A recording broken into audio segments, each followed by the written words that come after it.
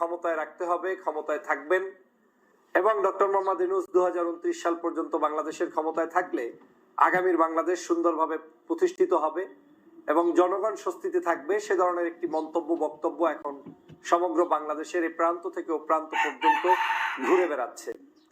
দেশে বিদেশে বিভিন্ন বুদ্ধিজীবীরা ডক্টর মোহাম্মদ ইউনূসকে 2029 সাল পর্যন্ত রাখার পক্ষে মতামত দেওয়ার পিছনে কেউ কেউ কয়েকটি গুরুত্বপূর্ণ কারণ মনে করেন। তার মধ্যে অন্যতম হচ্ছে, ইউনূস সাহেব থাকলে আওয়ামী লীগের আমলে সকল দুর্নীতি হওয়া, যে সকল টাকা পয়সা লোপাট হয়েছে, বাংলাদেশটা যেভাবে ধ্বংস হয়ে গিয়েছে, সেই ভঙ্গুর দশা থেকে বাংলাদেশকে তিনি খাদের কিনার থেকে উত্তোলন করতে পারবেন। দেশে বর্তমানে ডক্টর মোহাম্মদ ইউনূস সাহেব যে পারফরমেন্স দেখিয়েছে, বিশেষ করে লাস্ট 2-3 মাসে, সে কারণে আমাদের দেশের অর্থনীতি, ব্যবসায়িক মহলের ব্যবসা বাণিজ্য সবকিছু এখন কিন্তু বৃদ্ধি পাচ্ছে। এবং এটা স্বীকার করতে হবে যে ডক্টর মোহাম্মদ ইউনূস থাকার কারণেই গত প্রায় 8 মাসে 170টার অধিক আন্দোলন হওয়ার পরেও ডক্টর মোহাম্মদ ইউনূসকে এক চুল পরিমাণ ক্ষমতা থেকে কেউ নামাতে পারে নাই। গুজব হয়েছে শতে শতে, রাত ভর তার বিরুদ্ধে গুজব রটিয়ে সকাল সন্ধ্যা তাকে বাংলাদেশ থেকে বিদায় দেওয়ার চক্রান্ত হয়েছে। কোনো কিছুতেই ইউনূস সাহেবকে টলারেন্স করতে পারেনি, তাকে বিদায় দিতে পারেনি, তার উপরে কেউ কোনো ধরনের ষড়যন্ত্র করে সফল হতে পারেনি।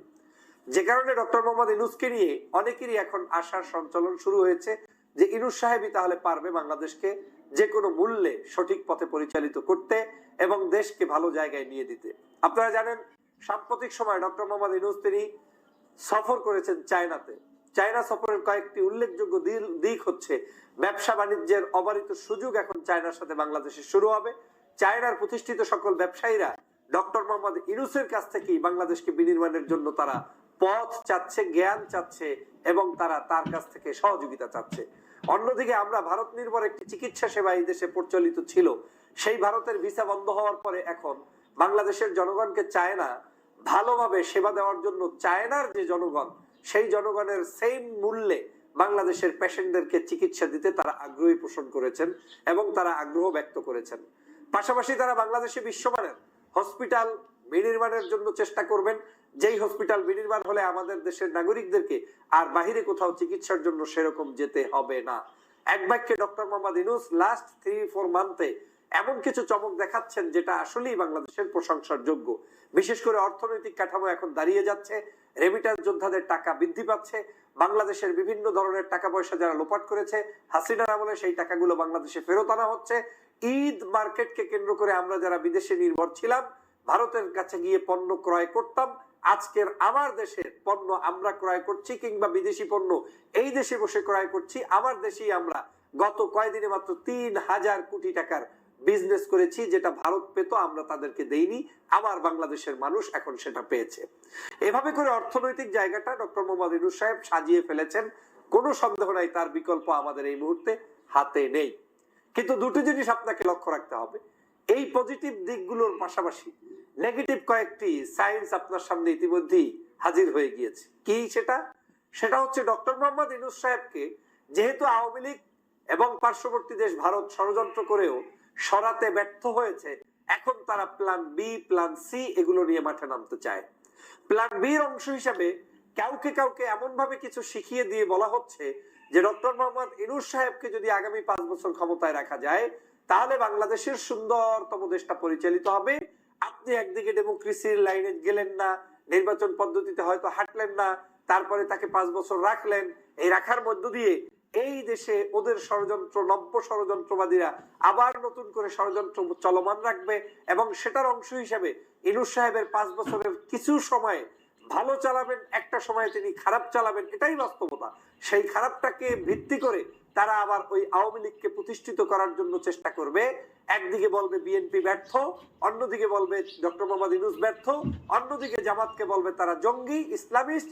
অতএব এই জায়গায় সবচেয়ে প্রিয় দল হচ্ছে আওয়ামী লীগ, তাকেই সেট আপ করতে হবে এবং তাদেরকে সেট আপ করার জন্য যতটুকু সময় দরকার সেটা ভারত চিন্তা করে দেখেছে 2029 সাল পর্যন্ত না হলে সেই সেট আপে তারা যেতে পারে না।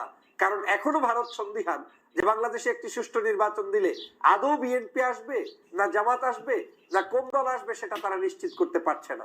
যখন তারা সেটা নিশ্চিত হতে পারছে না, তখন তিনি কার উপর ভরসা করে প্ল্যান বি বাস্তবায়ন করবে? যদি বিএনপির উপরেই ধরে নেন যে বাস্তবায়ন করতে চায়, তাহলে বিএনপি আসবে কিনা সেটা তারা নিশ্চিত না। যদি জামাতকে অন্যভাবে কোনোভাবে জঙ্গি সাজাতে চায়, সেটাও ইমিডিয়েটলি তারা সাজাতে পারছে না, কারণ জামাতের উপরে ইউরোপীয় ইউনিয়ন সহ, আমেরিকা সহ, অন্যান্য সকল মিডল ইস্ট সহ সবাই প্লিজড। তারা এখন এই জামাতকে জঙ্গি সংগঠন মনে করে না। গত 16 বছর তাদের উপরে যে তকমা লাগানো হয়েছে, সেই তকমা কোনোভাবেই তারা বিশ্বাস করে না। অতএব সেখানেও আওয়ামী লীগের এই যে ষড়যন্ত্র, গোপন আতাত এবং ভারতের সম্মিলিত প্রচেষ্টায় ষড়যন্ত্র, সেটা কিন্তু তারা বুঝে ফেলেছে যে এখন এই ষড়যন্ত্র করে কোনো লাভ হবে না। একটাই লাভ, সেটা হচ্ছে ডক্টর মোহাম্মদ ইউনূসকে 29 সাল পর্যন্ত রাখা যায় কিনা। এখন এখানে আরেকটি ষড়যন্ত্র আছে, সেটা হচ্ছে 29 সাল পর্যন্ত যদি ডক্টর মোহাম্মদ ইউনূস সাহেব থাকতে পারেন, তাহলে বাংলাদেশে বেশ কিছু রাজনৈতিক দলের উত্থান হবে এবং বাংলাদেশে আবার বেশ কিছু জায়গায় পুরাতন রাজনৈতিক দলগুলোকে বিলীন করারও চেষ্টা চালানো হবে। তো সব সমীকরণ মিলে এমন একটা পরিস্থিতি তৈরি করা হবে, যে পরিস্থিতির কারণে ডক্টর মোহাম্মদ ইউনূসের এই টাইমটা পার্শ্ববর্তী দেশের জন্য ব্যবহার করা সহজ সাধ্য হয়ে যায়।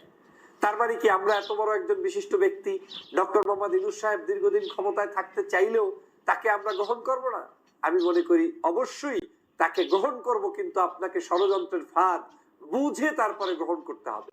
যেমন ডক্টর মোহাম্মদ ইউনূস অদাবদ্ধ হয়েছেন, ডিসেম্বর কিংবা জুনের মধ্যে দিবেন নির্বাচন। আমি মনে করি বেসিক সংস্কার দিয়ে সুষ্ঠু সুন্দর ধারার একটি নির্বাচন পদ্ধতি অবশ্যই তিনি এমন ভাবে করে যাবে, এবং এই টাইমের মধ্যে প্রয়োজনে জুনের জায়গায় যদি আরো কিছুদিন প্রয়োজন হয়, সেটাও তিনি করে একটা সম্মানজনক অবস্থান থেকে তিনি বিদায় নেবেন। কারণ জনগণ যেই বাঙালি মানুষকে সম্মান করে আজকের, কালকের এই একই বাঙালি আপনাকে অসম্মান, অপদস্থ, এমনকি দেশ থেকেও বিতাড়িত করতে 2 সেকেন্ড সময় তার লাগবে না। শুধু যদি আপনি দ্রব্যমূল্য ঊর্ধ্বগতি ঘটিয়ে দেন, শুধু যদি আপনি কোনো একটা সংস্কার করতে গিয়ে কোনো ব্যক্তির রেশারেশিতে পড়ে যান, স্বার্থের বেড়াজলে পড়ে যান, আপনি doctor Mohammad Yunus Nobel laureate না কি, সেটাই বাংলাদেশের জনগণ দেখার সময় পাবে না। এটা বাস্তবতা। আজ আপনি দিচ্ছেন, আপনি আমাদেরকে সম্মানিত করছেন, আপনি সম্মানিত হচ্ছেন। ডক্টর মোহাম্মদ ইউনূসকে সেই জায়গায় তার অবস্থানকে ধরে রাখতে হলেও তার এই সংস্কারের পাশাপাশি একটা সম্মানজনক টাইমই তাকে রাষ্ট্র ক্ষমতায় থাকতে হবে। সম্মানজনক টাইমটা শেষ হয়ে গেলে তাকে রাষ্ট্র ক্ষমতা থেকে বের হয়ে চলে আসতে হবে। এটা আমার ব্যক্তিগত পরামর্শ। দ্বিতীয় যে পরামর্শটা হচ্ছে, সেটা হচ্ছে ডক্টর মোহাম্মদ ইউনূসকে আমরা তাহলে ব্যবহার করতে পারি কিনা সেটা ফাইন্ড আউট করতে হবে। ফর এক্সাম্পল, আমরা ধরে নিয়েছি আগামী রাজনীতিতে বিএনপি ক্ষমতায় আসতে পারে কিংবা জামাত ক্ষমতায় আসতে পারে। এই দুই দলের যে কেউ যে কোনো সময় ক্ষমতায় আসতে পারে, কিন্তু এই দুই দলের যে কোনো দলই ক্ষমতায় আসুক না কেন, বাংলাদেশে ডক্টর মোহাম্মদ ইউনূসকে রাখা যায় কিনা, লম্বা সময় আমাদের এই রাজনীতিতে ব্যবহার করা যায় কিনা, দেশের স্বার্থে তার মেধার মূল্যায়ন করা যায় কিনা, সেটা আমাদের সিদ্ধান্ত নিলে নেওয়া যেতে পারে। সেটা রাজনৈতিক সিদ্ধান্ত, এবং রাজনৈতিক দলগুলো সেটা তার ম্যানিফেস্টো উল্লেখ করে দিতে পারেন যে আমরা যদি রাষ্ট্র ক্ষমতায় যাই, ডক্টর মোহাম্মদ ইউনূসকে আমরা বিদায় দিতে চাই না, তাকে রাষ্ট্র কাঠামোর মধ্যে রেখে আমরা রাষ্ট্র উন্নয়নে কাজ করতে চাই। তাহলে কি হবে? তাহলে যে কাজটা হবে, 1 নম্বর, যেই ষড়যন্ত্রের উদ্দেশ্যে ডক্টর মোহাম্মদ ইউনূসকে 29 সাল পর্যন্ত রাখতে চায়, সেই ষড়যন্ত্রবাদীরা ষড়যন্ত্রের জায়গা থেকে তারা বিরত থাকতে হবে, তাদের অপশন আর হাতে থাকবে না। বাট নির্বাচিত সরকারের মধ্যেই ডক্টর মোহাম্মদ ইউনূসকে এমন ভাবে রাষ্ট্রীয় সম্মানে নিয়ে ব্যবহার করা হবে যাতে দেশ আরো উন্নতি থেকে উন্নতির জায়গায় পৌঁছে যাবে। মনে রাখবেন, কোন ব্যক্তি বিদায় নিলেই দেশ শেষ হয়ে যাবে না। আজ আপনার দলের নেত্রী আছে, কাল আর এক দলের নেতা আছে, পরশু ডক্টর মোহাম্মদ ইউনূস আছে, 50 বছর পরে এরা কেউ থাকবে না। এই রাষ্ট্রে কেউ না কেউ আসবে, তারাই রাষ্ট্র পরিচালনা করবে। অতএব আমরা এমন কিছু না করি যে আমাদের এই রাজনৈতিক কাঠামোতে বিভিন্ন ষড়যন্ত্রের বীজ কেউ বপন করতে পারে। আমার কাছে সন্দেহ হচ্ছে, বাংলাদেশে যখন কোনো কিছু দেখবেন হঠাৎ করে কারো মাধ্যমে আপনার কাছে এস্টাবলিশ করানো হয়, মনে রাখবেন সেটার কিছু ইঙ্গিত আপনাকে বুঝতে হবে। ডক্টর মোহাম্মদ ইউনূস সাহেব নিতান্তই ভদ্র মানুষ, নিতান্তই লোভলেস ছাড়া মানুষ, নিতান্তই রাষ্ট্র সংস্কারের পক্ষের একজন মানুষ, নিতান্তই সাহসী একজন বিজ্ঞজন মানুষ। কিন্তু এই বিজ্ঞজনকেও সবার আগে মাথায় রাখতে হবে, বাংলাদেশের এই বিজ্ঞজনের আপন বলতে সাধারণ জনগণ, আর শত্রু তারা কিন্তু ভারতে বসে আছে। ডক্টর মোহাম্মদ ইউনূসের পতনের জন্য 24 ঘন্টা পার্শ্ববর্তী দেশ থেকে প্ল্যান করে দেওয়া হচ্ছে। এই প্ল্যান ABC-র অংশ হিসেবে ইউনূস সাহেব যত ভালো কাজই করুক না কেন, কোনো কাজই তারা স্বীকৃতি দেবে না, তারা তাকে বরং বিপদে ফেলানোর জন্য চেষ্টা করবে, অনবরত করবে। এখন তাহলে 29 সাল পর্যন্ত ডক্টর মোহাম্মদ ইউনূস সাহেবকে রাখার জন্য এই পরিকল্পনা কারা দিচ্ছে? দিচ্ছে তারাই যারা এই পরিকল্পনার পিছনে ভিন্ন কোনো একটি আলাদা স্বপ্ন নিয়ে ঘুরঘুর করছে। আবার কেউ কেউ এটাও দিচ্ছে, আমি সাধারণ নাগরিক হিসেবে যেটা একটু আগে সূচনায় বললাম, যে ইউনূস সাহেব ক্ষমতায় থাকা মানে বাংলাদেশের নাগরিকদের জন্য একটি সুন্দর সঠিক বাংলাদেশ বিনির্মাণ করার পথ প্রশস্ত হবে, ইউনূস সাহেব থাকা মানে অর্থনৈতিক উন্নতি হবে, ইউনূস সাহেব থাকা মানে রাষ্ট্রের কাঠামো আরো সুন্দরভাবে সাজাবে, আমি সেটার পক্ষে। কিন্তু ডক্টর মোহাম্মদ ইউনূস সাহেবকে রাখতে গিয়ে একুল উকুল দুকুল যদি আপনারা খুয়ান, সেটারও আমি বিপক্ষে। আমি মনে করি না যে নির্বাচন পদ্ধতি জুনের চাইতে খুব বেশি সময় হাতে নিয়ে নির্বাচন করলে সেটা ঝুঁকিপূর্ণ হয়ে যেতে পারে। একদল বসে আছে যে কোনো মূল্যে আওয়ামী লীগকে সামনে নিয়ে আসবে এবং আওয়ামী লীগের বাহিরে আরেকটি দলকে সাজিয়ে তাদেরকে সেকেন্ড অপশনে নিয়ে আসবে। বিএনপি এবং জামাত সহ যারা নির্যাতিত নিপীড়িত রাজনৈতিক পরীক্ষিত দল, এই দলগুলোকে ভ্যানিশ করার জন্য হয়তো এই পরিকল্পনা মাঠে